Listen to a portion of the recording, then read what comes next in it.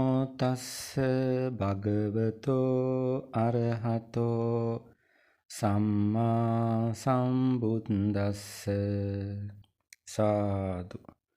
කාමාදී භවත්‍රය ආවරණය කරමින් මේ සක්වල ගැබ පුරා වැඩ සිටින සම්මුති පරමාර්ථ මහා සංඝරත්නයෙන් මට අවසර ලැබේවා. සියලු දෙනාට සුබ දවසක් වේවා කියා මුලින්ම ප්‍රාර්ථනා කරනවා. පෙම්වතිය කොහොමද නැමැති මේ නාලිකාවේ පරමාර්ථය දැන් අපට මතකයි. පරමාර්ථය තමා විවාහ දිවිය සාර්ථක කරගන්නා අතරේ ලෝකෝත්තර සිතද සලසා ගැනීම. එය සපුරා ගැනීමේ පළමු පියවර ලෙස ලොවේ ප්‍රමුඛ විෂයන්ගෙන් ස්ත්‍රිය හඳුනාගෙන ඇති අන්දම වටහා ගැනීම තමයි අපි මේ කරමින් ඉන්නේ.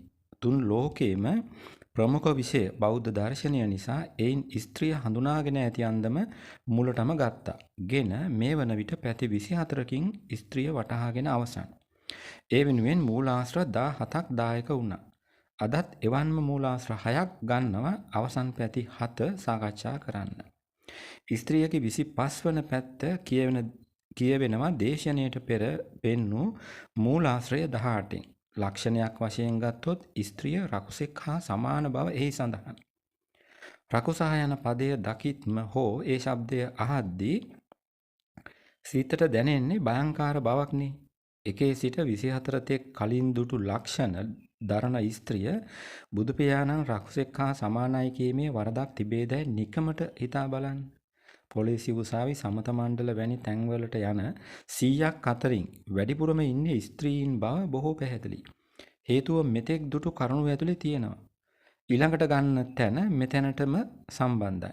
දේශනයට පෙර දුටු මූලාශ්‍රය 19හි සඳහන් අන්දමට දවසක කාල 3ේදී ස්ත්‍රිය වැඩ 3ක් කරනවා. එක තමයි මසුරු සිතින් පෙරවරුවේ ගෙයි විසීම. 2 මද්දාහනේ ඊර්ෂ්‍යා සිතින් ගෙයි විසීම. 3 සවස කාමරාගයෙන් ගෙයි විසීම. මේ එකම වැඩකින්වත් හොඳක් වෙනවද කියලා විමසා බලන්න. ඔන්න ඔය හේතු නිසා තමයි මගේ බුදු පියාණන් ස්ත්‍රීන්ට පැවිද්ද දීම පවා හැකි උපරිමයෙන් ප්‍රමාද කළේ. උන්වහන්සේගේ ගිහි කාල පුංචි අම්මා වූ ගෞතමිය නිසාත් ස්ථිර අග්‍ර උපස්ථායක අනද තෙරුන් නිසාත් පැවිද්ද දුන්නට පස්සේ වෙච්ච විපතකුත් බුදු වීම වදාරලා තියෙනවා. අන්න ඒ දේ සඳහන් තැන තමා මූලාශ්‍රය 20 කියලා දේශනයට පෙර පෙන්වුවේ.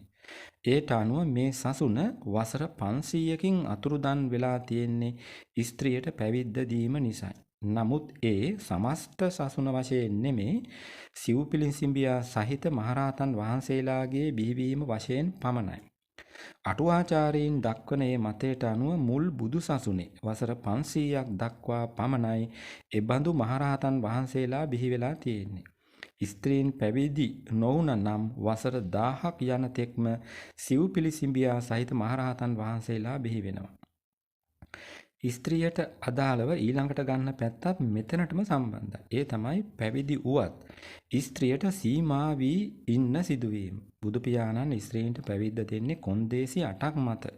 අෂ්ටගරු ධර්ම කියලා නම් කරලා තියෙන්නේ ඒ 8. ඉන් 3ක් දේශනයට පෙර මූලාශ්‍රය 21 ලෙස පෙන්වුවා. මේ වන විට අමතක නිසා එයත් නැවත කියවා බලන්න. එවන් සීමා පනවලා බුදු පියාණන් නතර වෙන්නේ නැහැ. පිරිමි වූ භික්ෂූන්ට තවත් අමරණීය ඕදනක් දෙනවා උන්වහන්සේ. පිරිනිවන් මංචකයේදී අනද තෙරුන් අහන ප්‍රශ්නයකට පිළිතුරු ලෙස සසුන්ගත වන ඒ ඕදන තුල තමා ස්ත්‍රියට අදාළ ඊළඟ පැත්ත තියෙන්නේ. ඒ අන් කිසිවක් නොව හැකිනම් ස්ත්‍රිය නොදැක ඉන්න කියලා කියන එක. හැකිනම් ඇය සමග කතා නොකර ඉන්න කියා වදාරන්නේ ඊටත් පෙරයි. දේශනයට පෙර මූලාශ්‍රය 22 ලෙස පෙන්වූ සටහනේ ඔය දෙක පැහැදිලිව සඳහන්.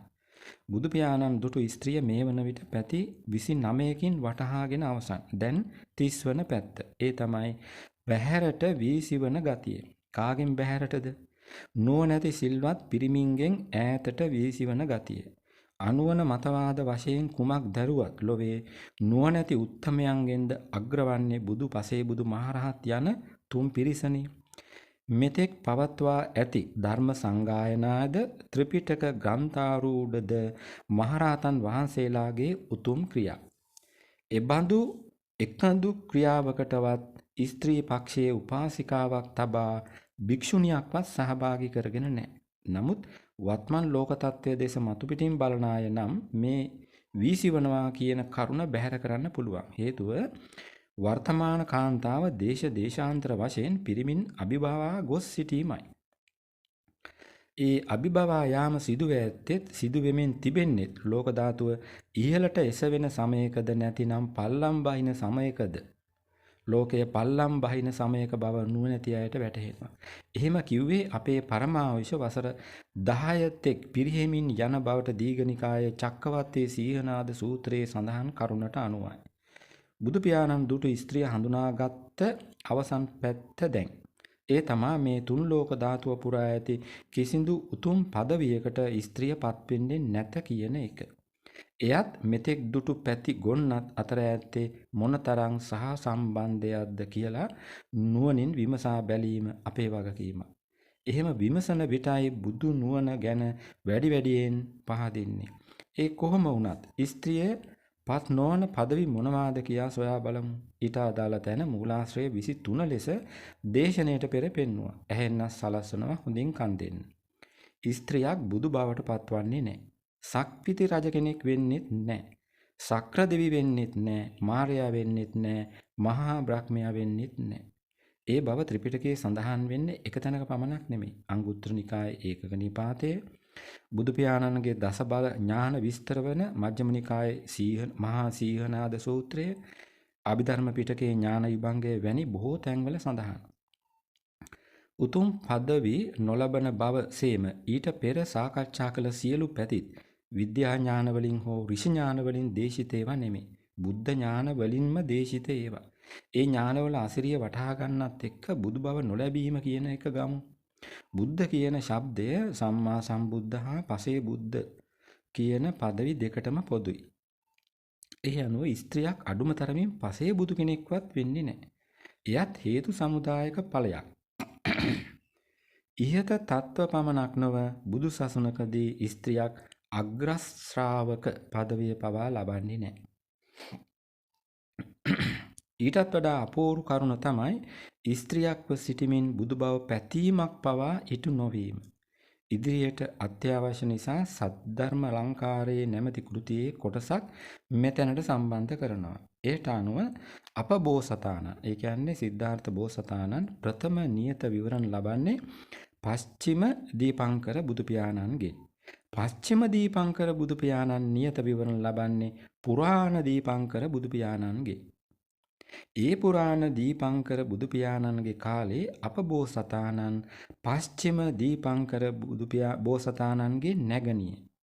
එතුමිය දැනගන්නවා අයියා වූ පශ්චිම දීපංකර බුදු පියාණන්ට පුරාණ දීපංකර බුදු පියාණන්ගෙන් නියත විවරණ ලැබුණු බව.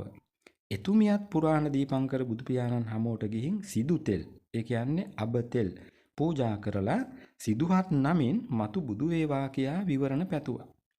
එවිට පුරාණ දීපංකර බුදු පියාණන් වදාරනවා ස්ත්‍රීත්වයෙහි සිටින අයට අෂ්ට ධර්ම සමෝදානයක් නැති නිසා නියත විවරණ ලබන්න බෑ කියලා.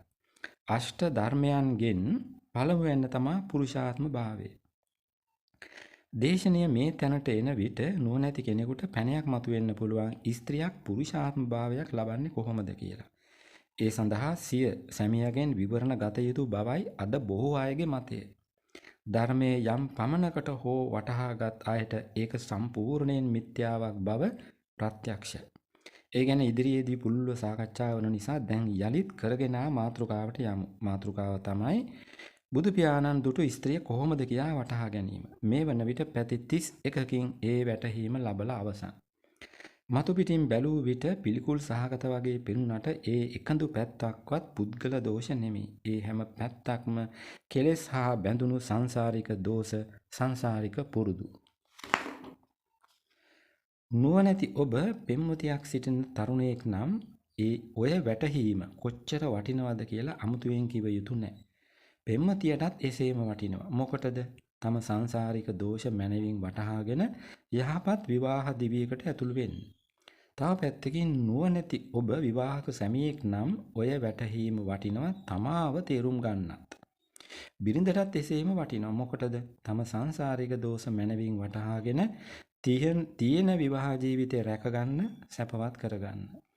එහෙම සැපවත් වුණොත් මේ ලෝකෙ කොච්චර සුන්දර වෙයිද? අද දේශනාවෙන් නිමයි. සියලු සත්වයෝ සුඛී සුවපත් වෙත්වා.